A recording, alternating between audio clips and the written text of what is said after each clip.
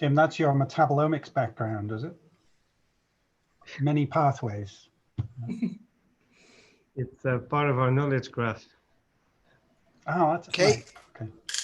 Welcome all to we're live now on the O2h webinar, and I'd like to welcome my guests on this incredibly important subject of fighting rare disease, Nicola, Michael and Tim. And a little bit of preamble. As we know, rare disease by definition means affects a fairly small patient numbers, but the economics are beginning to change, and there's a lot more interest in it now. The return on investment is changing, and I can hear myself echo. Hang on a minute. Can you still hear me? Yep. Yes. Yep. Okay. And the economics are changing. There's more organizations coming into play. Patient groups, the charity groups are becoming ever more active, and I think there's more hope for those suffering from rare disease than ever before.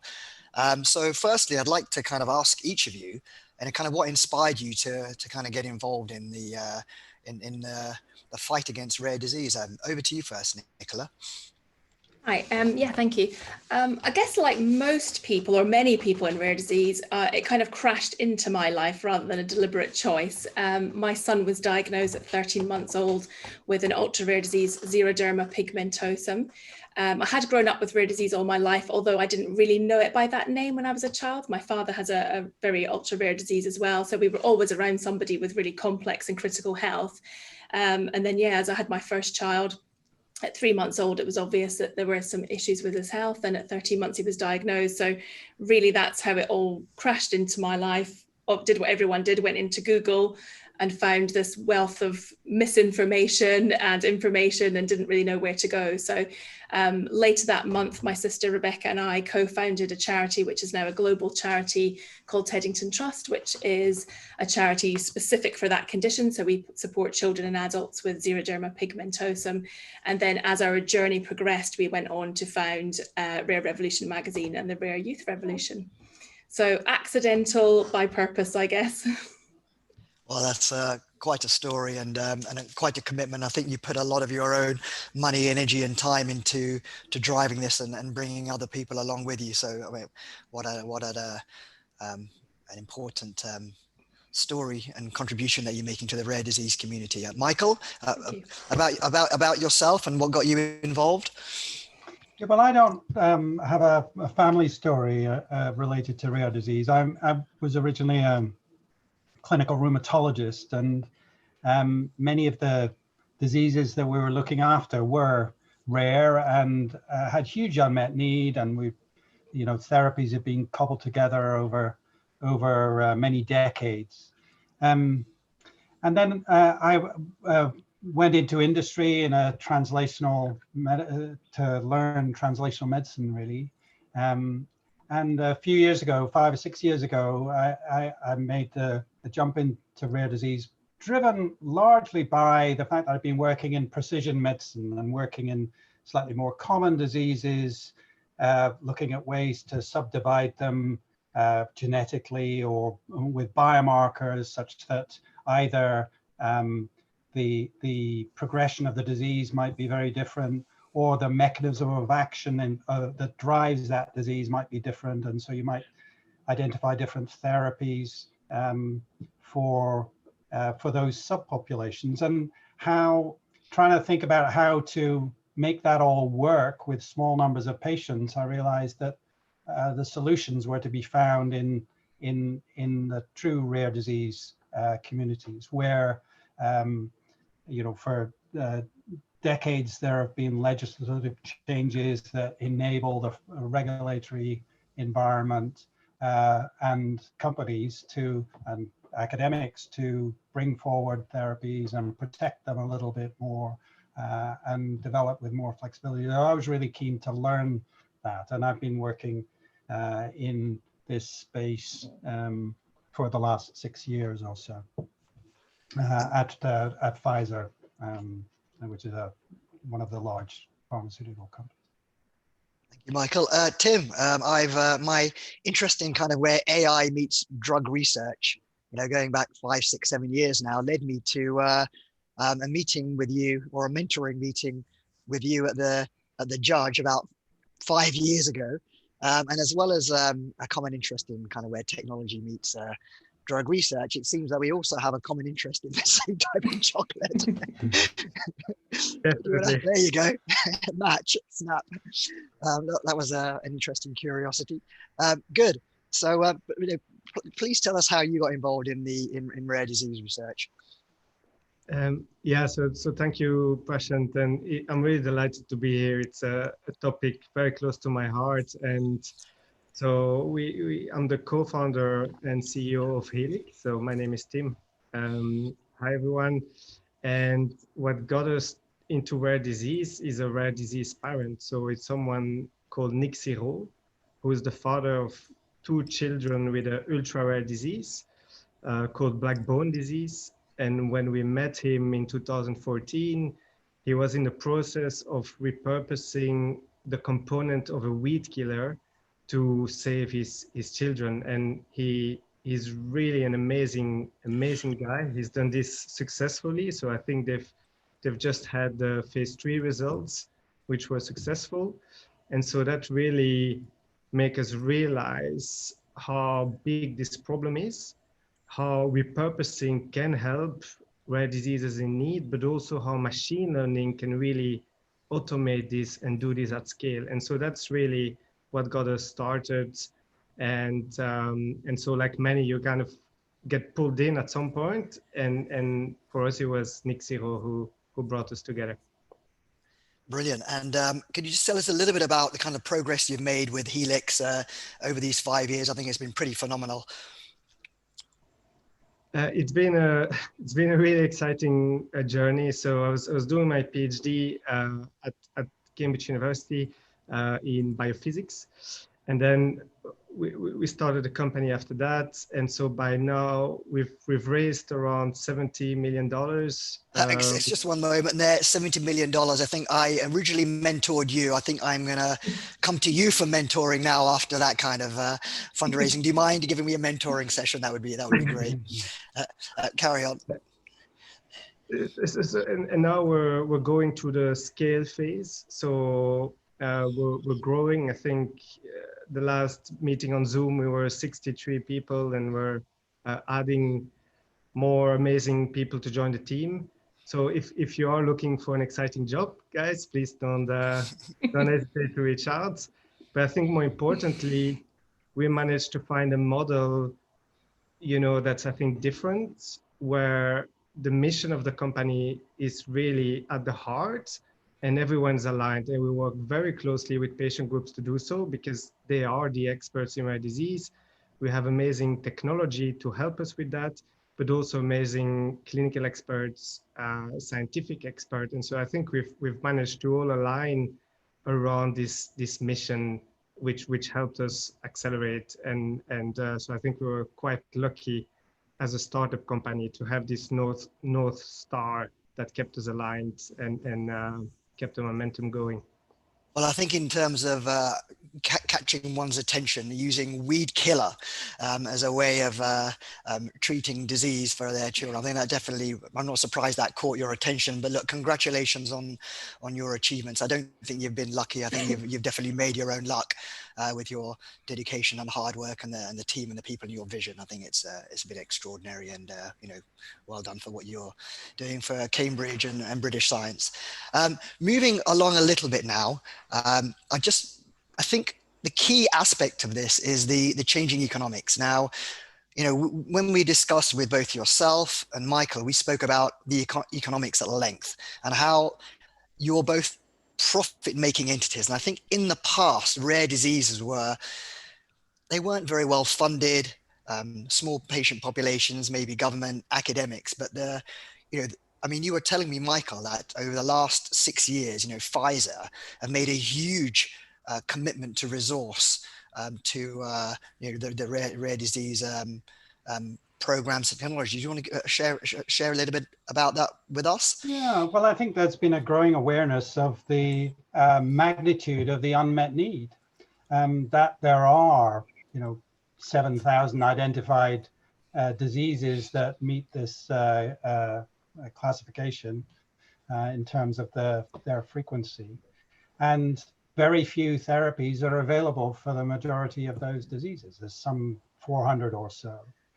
And the impact globally of the diseases that we classify as rare, it impacts around 350 million people. So that's huge. The other key factors have been the emerging communities around some of these diseases that have driven major legislative change to enable the development of treatments for these populations that ensure that the regulators are more flexible, that developments can be made more possible.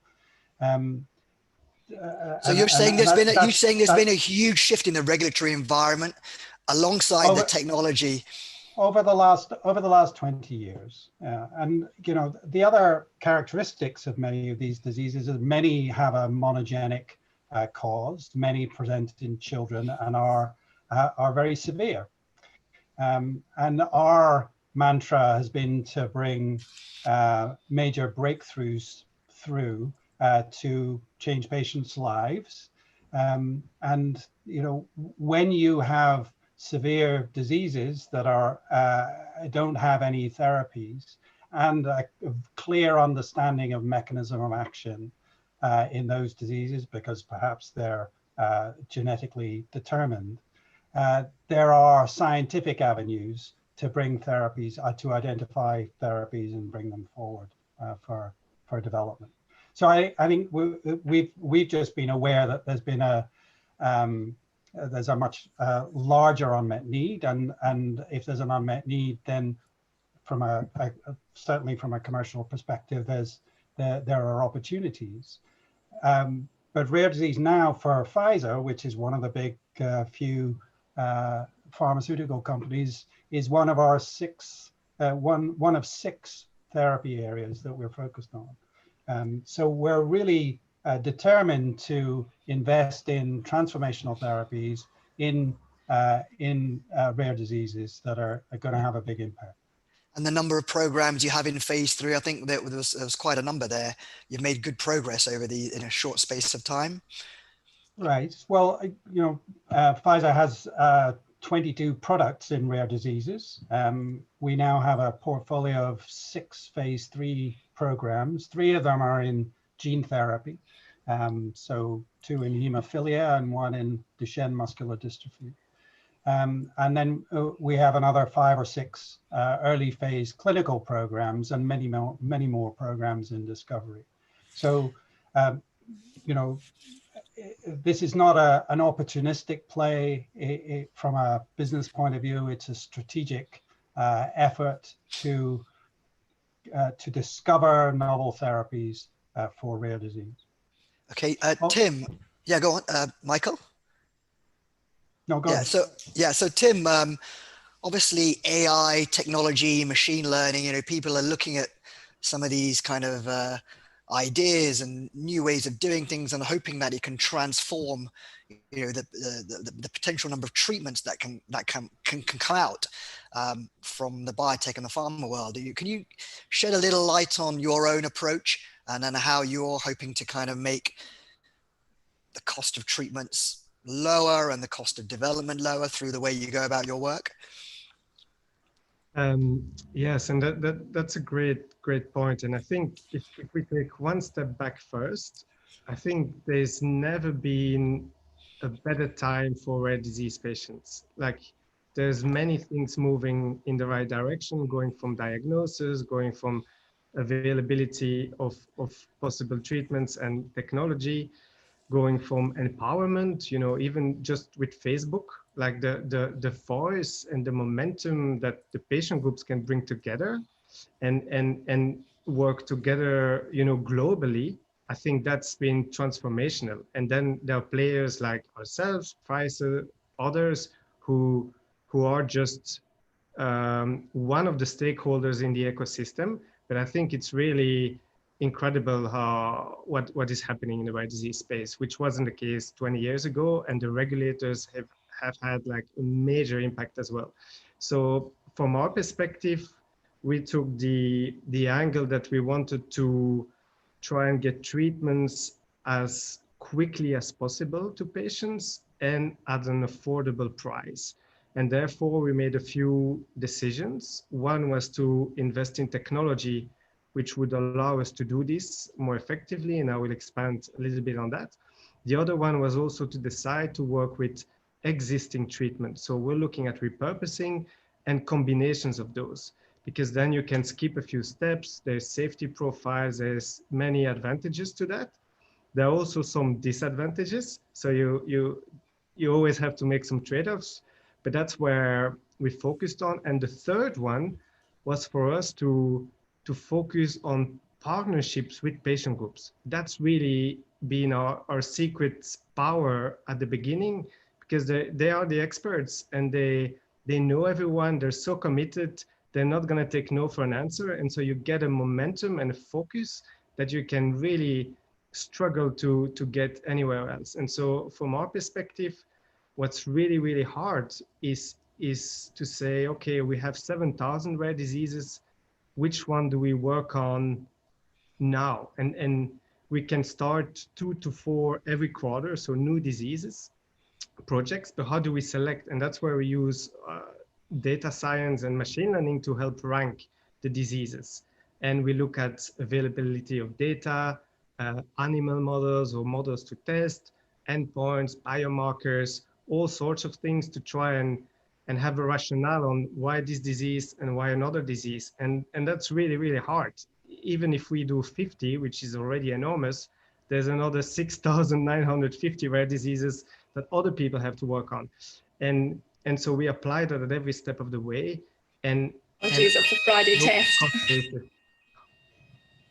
I hope you're okay, Nicola. Yeah, sorry, apologies. It's a Friday drill. No, carry on.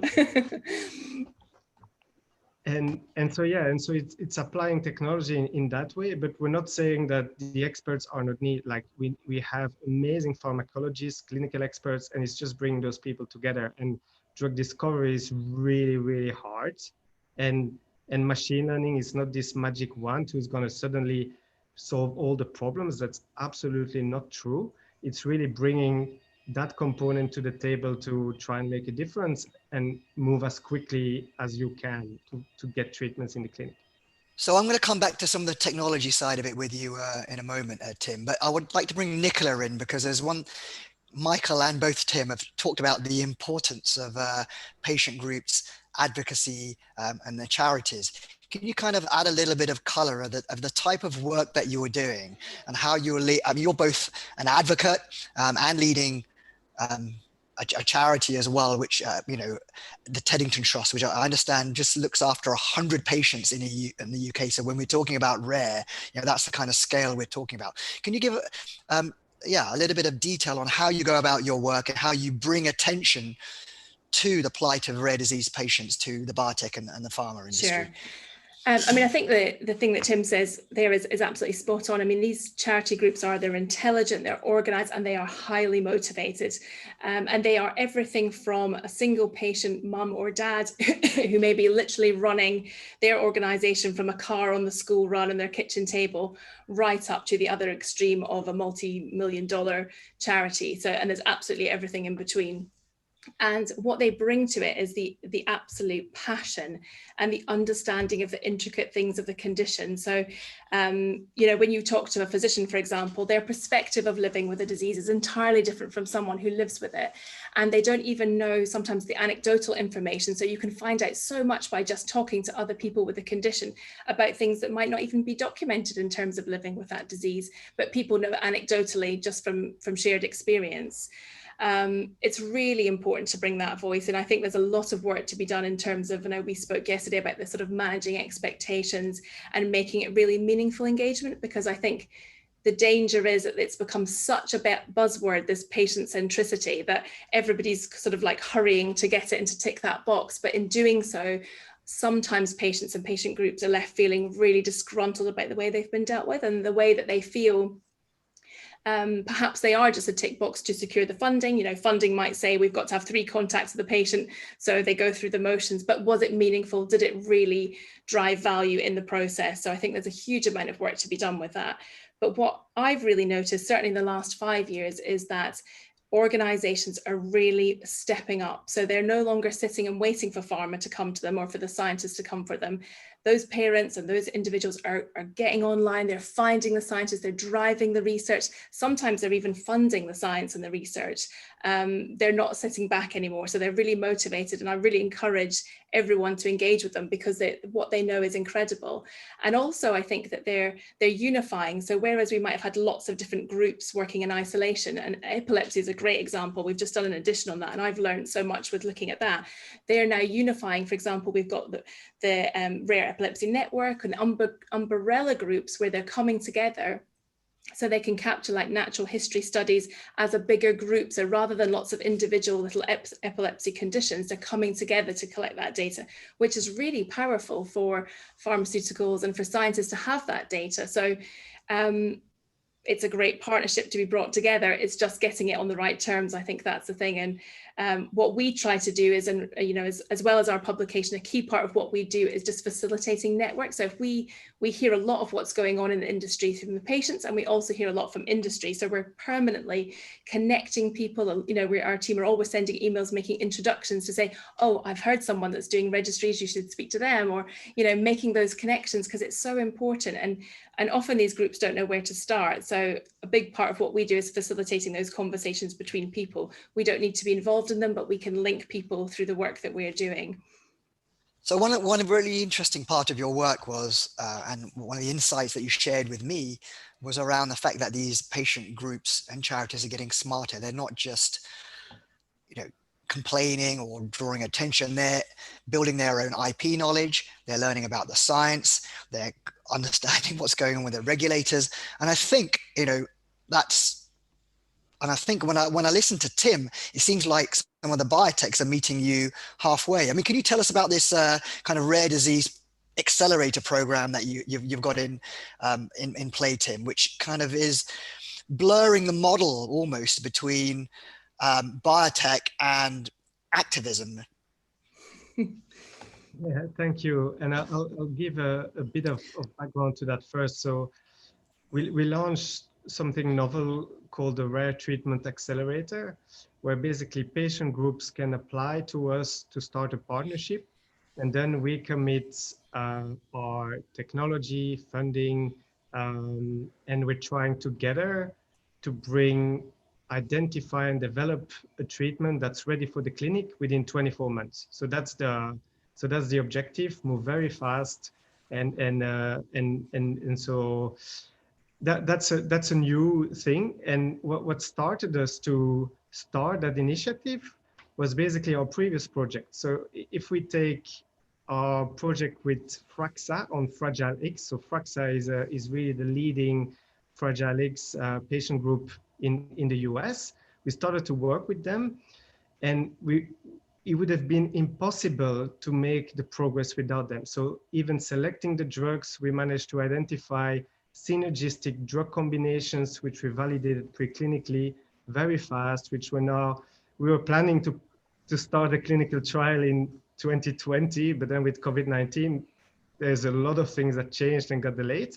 But that's really, we understood the power of having, you know, those expert patient groups involved, not just as a tick box exercise because you want to be patient-centric, but really around the table, and the speed to which they make things happen and make stakeholders align behind a common objective is just, incredible. And they're a bit like basically superhumans who have been kind of selected, because imagine you're parents of a you know, with the child with a rare disease, you still need to go to work, you still need to get your child to school, you still need to go to hospital, you have all those, you know, impossible things to manage and get done.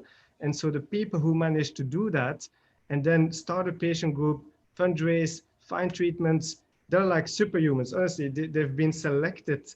And so we want to work with these incredible people who help us together, we're aligned, and it's just fantastic. And so we've seen the progress we've had with Fragilix and Fraxa, with other programs as well. And then we decided to basically institutionalize it and make it a rare treatment accelerator.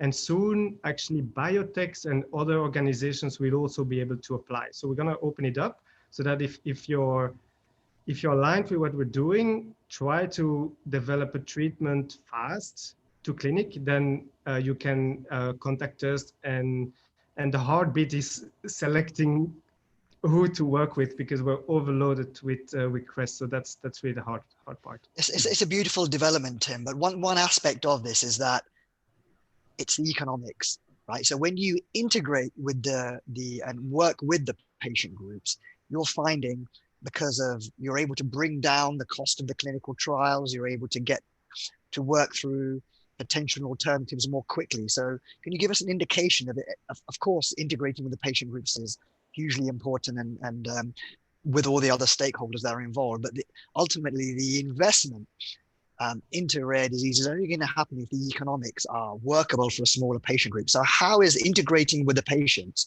making it the cost of the clinical trials cheaper and the overall cost of drug development cheaper? Just give us an insight into that.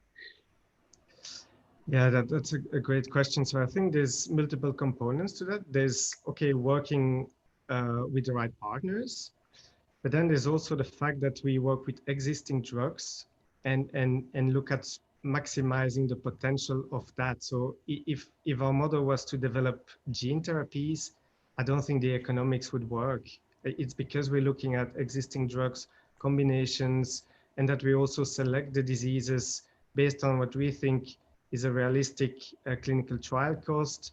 And therefore we end up with at least projected drug prices where we don't have to charge very high prices. We can almost charge a common disease drug price and still have economics that work, but it wouldn't apply to the gene therapies, or that's just very hard, and those clinical trials are incredibly expensive, and so you have to find another economic model for that. But for us, it seems to add up, and what's really, I think, exciting is that you have new players in terms of funding. So you have a lot of major tech investors who see how technology disrupted previous industries before and think now is a time where there is enough or better understanding of human disease biology data. And of course, it hasn't been resolved yet, but they are attracted to that. And what they are also attracted to is to basically deploy capital on something that matters, something that makes a difference. Is the tech for good? But it's true, they could invest in the next, Snapchat, but who cares? Like, I mean, I'm sure the shareholders are happy, but at the end of the day, they also want to know that they're having an impact. And the great investors, they want to, work with the founding teams to make a difference, like change the world if they can. And that's also new. I think 10 years ago, tech investors didn't invest in drug discovery. And so I think those pieces really come together very nicely. Yeah, so I can see you're definitely blurring the kind of distinction between kind of social or impact investing and or for-profit investing. But on the for-profit investment business model, which is obviously the core of your activities, with the cost to, if you're able to bring down the cost of clinical trials to 20 million, is that the kind of target that you have? This is paradigm shifting in terms of the overall cost of bringing a new drug to market. Is that realistic, those kinds of numbers? I think it's hard to put an absolute number on, because each disease has different endpoints, different number of patients that you can enroll. It's hard, but yes, we believe we can get the cost of clinical trials down significantly because of our model. And then it depends on per disease, basically the clinical trial design, how many arms you need, there are so many factors, but yes, we believe we can take the price down significantly, but that's because of our model. And it'd be good to hear from Michael your thoughts on that aspect as well. Yeah, well, it's interesting challenge. I mean, running clinical trials at high quality is expensive, but I do suspect that sometimes it's made more expensive either by the frequency of failure, because we always have to account for the cost of the drugs that don't make it, or that we don't have an adequate understanding of the patient population or the disease. And, you know, well, as you rightly highlight in rare disease, you know, the patients and their families, we do bring them into the conversation early, and it does help to define the clinical development path. But you know, it may be that you know, you've got some models there that we'll be very interested in how we can bring the costs of other developments down. But it is a major challenge. One thing not to lose sight of, though, Prashant, is the for small diseases, the cost of making the drug and validating the drug supply such that it can be of a quality to market is not insignificant, and can often be the same or greater than the cost of clinical development. So it's something not to lose sight of.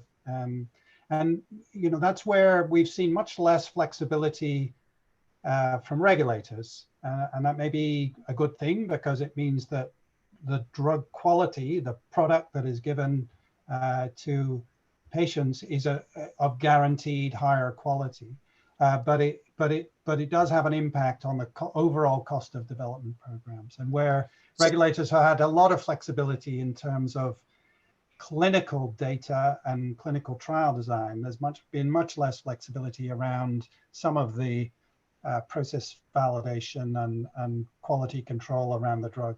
And you know, that may be appropriate, but I don't think it's really been interrogated in the regulatory community.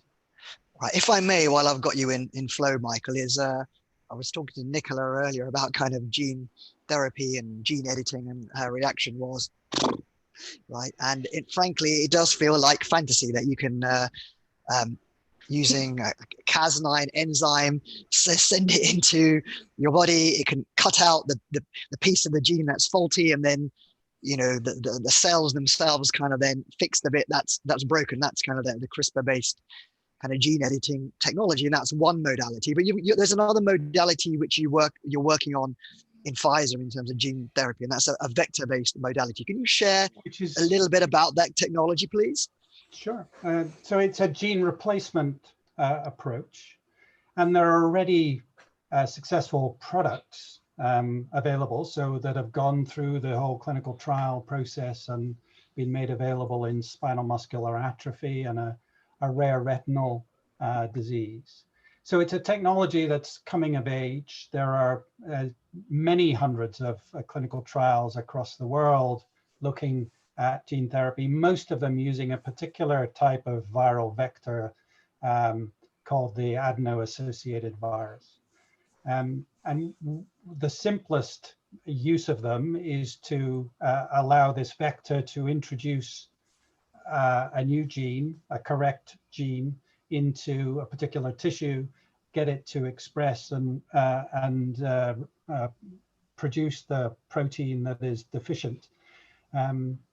And that's possible to do for some tissues in some situations. And we're convinced of the utility of this technology and have been investing very heavily. So we have 3 phase 3 programs, 2 in hemophilia and 1 in Duchenne muscular dystrophy, currently in clinical trials. And as Tim alludes to some of the costs, again, around manufacturing, we've invested very heavily in manufacturing capacity.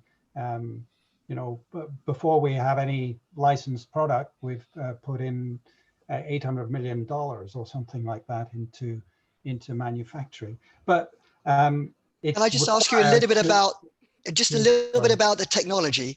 So you have a viral vector, and you effectively extract the genetic information from that, insert the right gene into that viral vector, then insert it into the body, or take the cells out of the body and then insert the vector into those cells and then put it back. So you've got in vivo and ex vivo. Is that right? Could you just explain that a little bit? Because I think we've got a wide audience here. I think that people are quite fascinated about how the science actually works. And there are different viral vectors that are appropriate to do different kinds of things. The things we're focused on are all in vivo therapies. So we're introducing the vector into the body and allowing it to do its work. Another approach, as you suggest, is, for example, to take bone marrow out from an individual's bone marrow, manipulate the cells with a viral vector, and then put them back. And then, as you referred to earlier, there's a possibility of using viral vectors to introduce CRISPR-Cas9 type technology, but that's at a much earlier stage.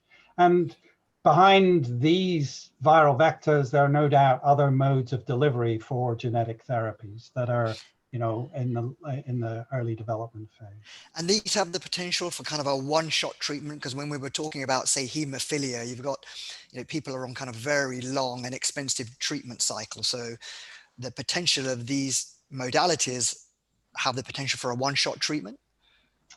Well, that's what we hope, and that's the intent. So many patients with hemophilia are giving themselves factor twice a week through an intravenous injection.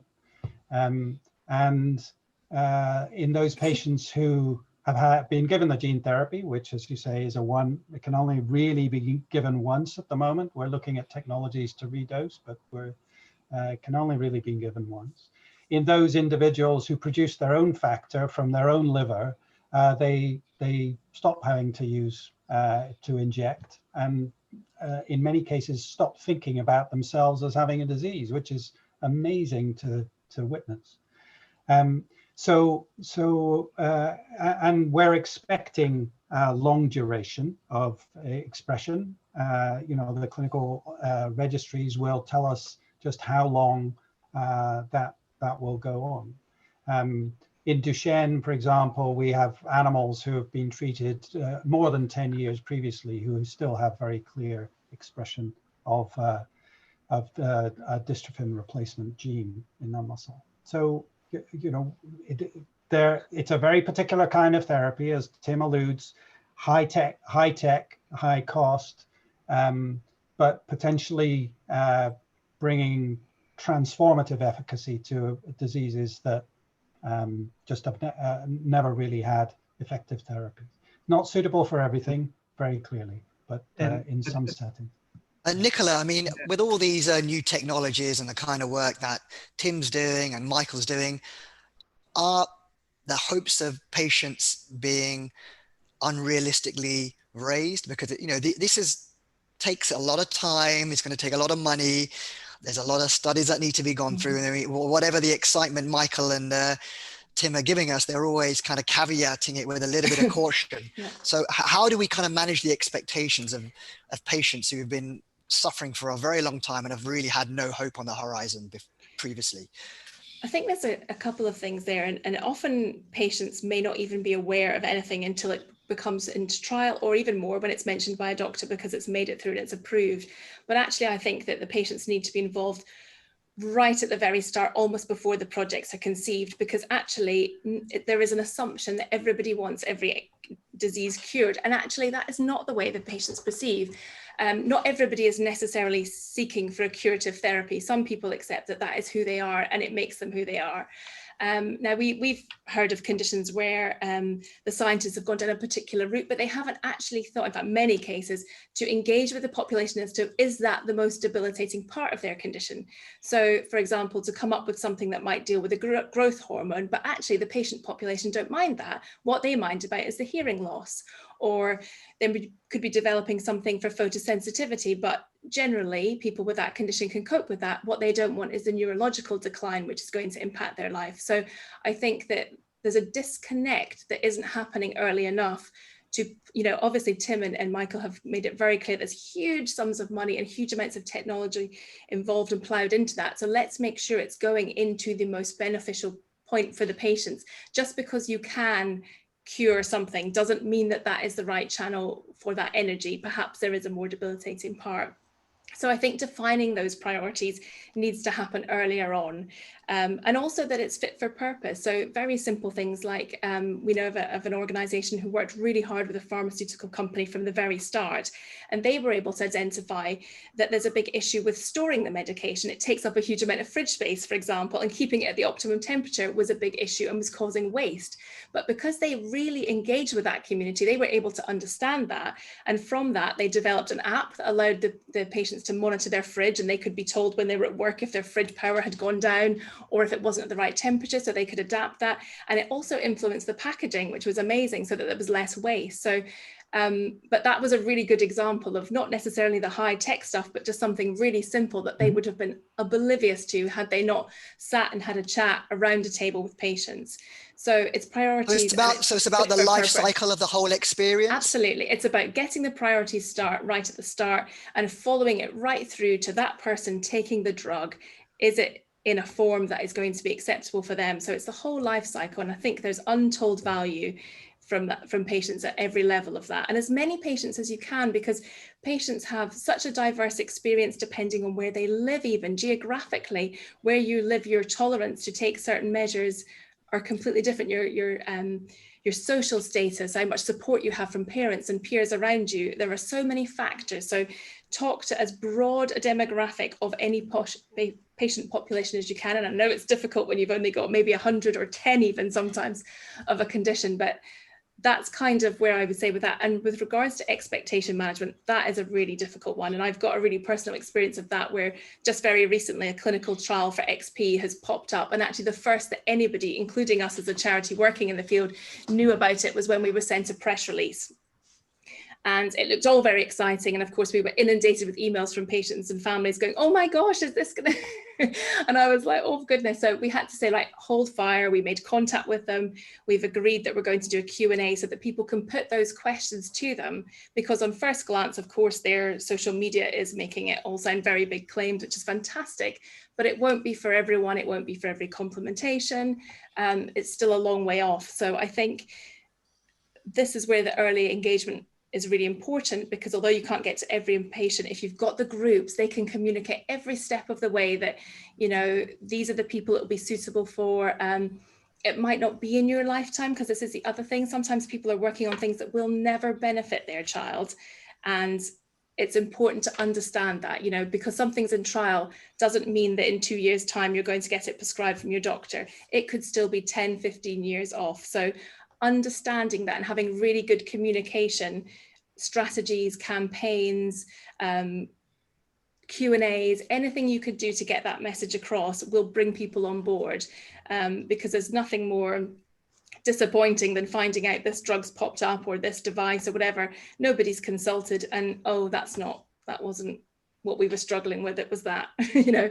So I think that's really where the value comes in, and where the shift has got to go from being just a thing we've got to do to being a thing that we must do, because otherwise what are we doing it for? No, absolutely, Nicola, you're making great points there throughout the development cycle. It's really critical, and we're finding it incredibly helpful, particularly when we have programs that, you know, we have to make difficult decisions, because drug, as Tim said, drug discovery is very challenging. Getting the input into, well, what might be more important in terms of the symptoms or the setting or the presentation of the drug, are all critically important. So thank you for making those points. I think the other thing as well is that in managing expectations with the relationship. So we've heard sort of scenarios before where a pharmaceutical company has partnered with an organization, they've been working very well, and then things haven't gone well and the drug isn't progressed for whatever reason.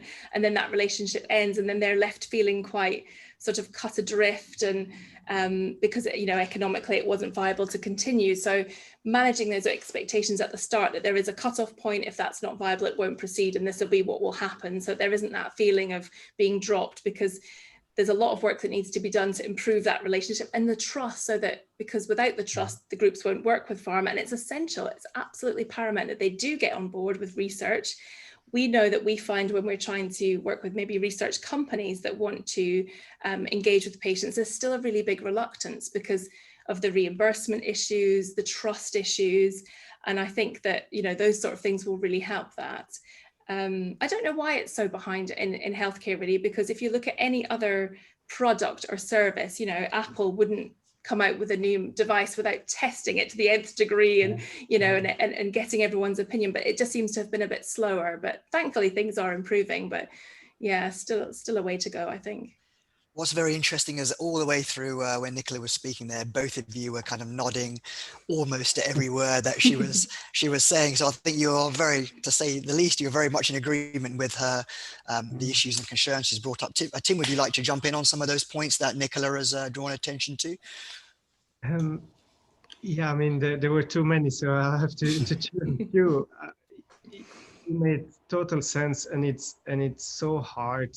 This is like nobody, even within a pharma company, nobody wants to stop a project and have to go back to the patient group and tell them, sorry, we can't proceed. And those are really hard decisions. And I think the difference between, let's say, Apple and Pfizer is that the regulatory frameworks and implications on people are so different. If Apple screws up, so what? If your clinical trial goes wrong, you're really putting people at risk. And so I think there's really, that's the major difference. It's not, we're gonna launch something quickly, and if it goes wrong, it doesn't really matter. It matters so much that we want to get it right. And that's really hard, because you wanna move quickly, you wanna, and it's just a hard problem. But I think having people around the table who can at least understand what the other stakeholder is going through and their challenges, that's the important bit. Because if with the right explanation, people understand, and being super transparent. But it is I think it's a very hard problem to solve, but one that is so meaningful that I think it's worth struggling for. And I think everyone is aligned, and that the hard bit is that we all have different challenges and bottlenecks that we need to resolve to get there. Just a couple of questions now come in from the Q&A. One for you probably, Michael. Are there any legal or regulatory issues that you think need updating or harmonizing around the world? I think people obviously bring a lot of attention to the US and the FDA, but what about looking at this at a global level, regulatory wise? Well, the major regulators have moved phenomenally in the last 20 years in terms of flexibility around rare disease programs and approvals. Our perennial complaint, because we, in rare disease alone, we work in 100 countries, the fact that every regulator requires a separate package and so on it's a big overhead on our activities. And the more unification that could occur between regulators, the better. Unfortunately, with Brexit, we're seeing a separation even in the UK from the EMA. We don't know how that's all going to play out, but I think standardization and unification as much as possible, a continued emphasis on enabling therapy development for these rare disease indications where resources are inevitably much thinner on the ground, make good deal of sense. But the progress that's been made is phenomenal. Okay, one more question for you. That last question was from Isabel, and from John Reese is: do you think the kind of the current crop of clinical stage candidates, the gene therapy, vector-based technology, is going to give relief to patients more than over a period of 4 and 5 years? Do you think it can achieve that? Well, I'd be speculating. I don't have the clinical data to talk about that. But the expectation from the biology is that if you transduce genes into tissues that aren't turning over rapidly, that these episomal pieces of DNA will continue to drive the production of protein. But what the limits are, we don't know at this point. We're anticipating 5 to 10 years, but it could be longer. All right. A question I wanted to come back to you on, Tim, which was around the machine learning element. We didn't really kind of dig down into kind of the algorithms, data science, machine learning. Where has that got to, the machine learning? Do you have enough data to make your machine learning algorithms as effective, or have you still got a long way to go in kind of collecting the data you need to kind of make efficient predictions? That's a really hard one. So I think, let's say if we were just to talk about rare disease data, then the answer is absolutely not enough. You don't have enough information. There's not much data available. There are not many patients. And then the question is just, okay, what can you do with what you have? So that's one part. But then the other part is, what can you learn from the common diseases? That's really, and the science and the progress that's happening there. And so in rare disease, what you need to do is make the most of what you have and find shortcuts. And so we spend a lot of time basically analyzing common disease data, and that you have much more available, and then our algorithms, try and find drugs that work for common diseases and find a link with the rare disease. Same with mode of action, same with, that's where your data rich. In rare disease, most rare diseases, I'd say 6,800, your data poor. It doesn't mean that you can't do anything about it. What you need to identify is the data gaps, and then try and rank what's the most important. And so when we work with a patient group, the first step is really an analysis of the data that there is and the data gaps. And then we tell them, for example, there's no gene expression data around your disease. And that's something that they can help. They can work with an academic, they can create cell lines. And that's a useful piece of information to understand the disease biology. That's just one example, but it's really about filling in the data gaps first, and with the missing information, see if you can find a link to a common disease where you believe that information will be related, and then you can make assumptions. And so what you see in the back is part of our knowledge graph connecting Fragile X to the lead drug combination that we're going to do the clinical trial with. And it's finding all those links between different entities that helps. But there's no magic wand. That's the thing. You don't press a button and you have your answer. It's just there's a new set of tools available to do that, and a bunch of different computational methods. And then you need the experts, you need the patients and the families, and you need to bring them together around the table. So to not give false hope, it's still not you press on a button and there's still no magic wand, but there's new tools that are there. And the most important one is how to find useful information from common diseases and then apply them to rare diseases. Okay, well, in terms of the picture behind you, it looks like it's kind of exploding out of your brain, all these multicolors and strands of information. Great graphic. In terms of the data, do you build your own data sets? Are there kind of commercially or externally available data sets now out there which are helping you?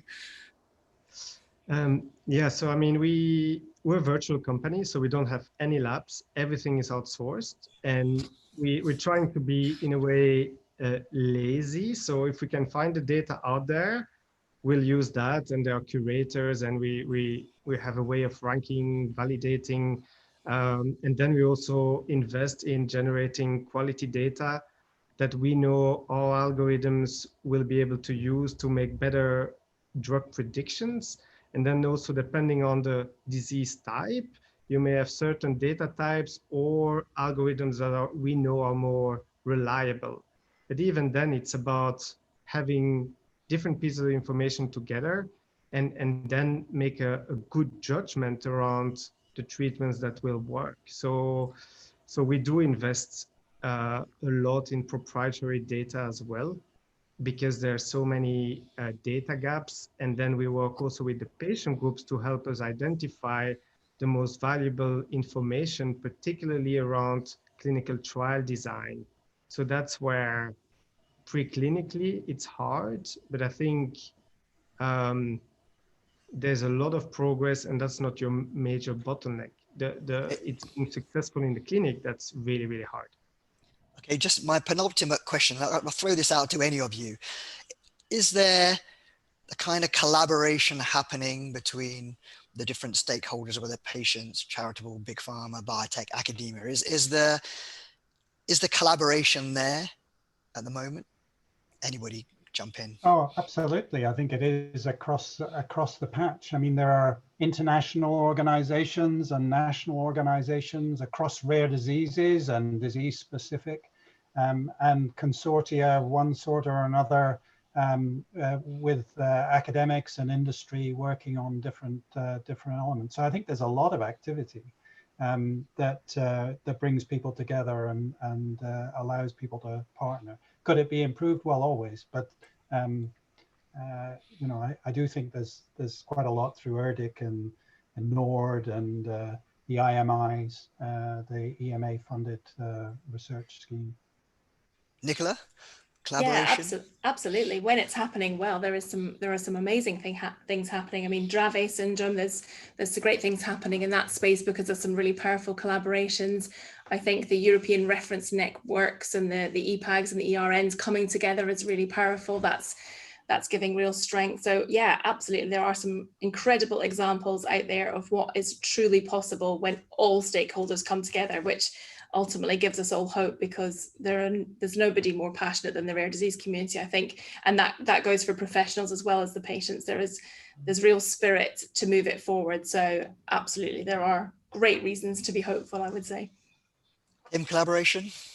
Yeah, I just wanted to highlight one that didn't receive much attention yet, is the academic collaborations, like the role that really leading academic institutions play, particularly in rare disease, is enormous. So and it's really across the different parties, but that's an important in terms of research and understanding the new disease biology, the breakthrough that, you know, we would need to then be able to match the right drug for that rare disease, you know, many times come from academics, actually.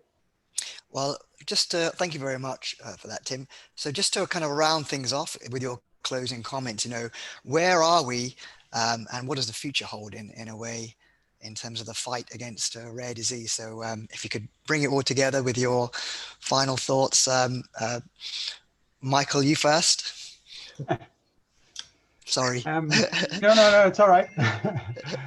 Well, I think it's a very exciting time to be working in rare disease therapeutics. I think there is a lot of activity. There's been some considerable success over the last 10 years. And I think the next decade will bring a lot more therapeutic successes across the board. Where do we need to get better? Well, I think our understanding and ability to support really ultra orphan indications. We need some philanthropic non-profit mechanisms to fund therapies for really extremely rare indications where there's a scientific argument and a tractable way forward.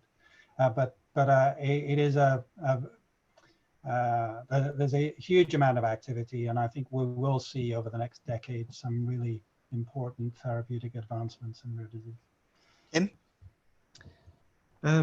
Yeah, I would echo Michael's words. So I think there's never been a more exciting time for many aspects. And I think what's really exciting from a human biology and medicine perspective is that rare diseases is basically it's the path toward precision medicine, like Michael said at the beginning. So it's not something completely different. Actually, you can see now, I think, two strands where this is happening. You have those really targeted cancer therapies, and then you have rare diseases where it becomes genetically so precise that this is just the logical path for medicine. And so I think it's just coming together and bridging this gap between rare disease patients who've been waiting for so long, and I think it's happening. Is it happening quickly enough? No, for the patients and families, it will never happen quickly enough. But we're trying, and they're really leading the way. I think, like Michael said, it's precision medicine. What's happening there? Thank you. A last word to you, Nicola. The future fight. Yeah, I mean, I think if we look together to where we're going and remember why we're going there, we can't go wrong. It's as simple as that.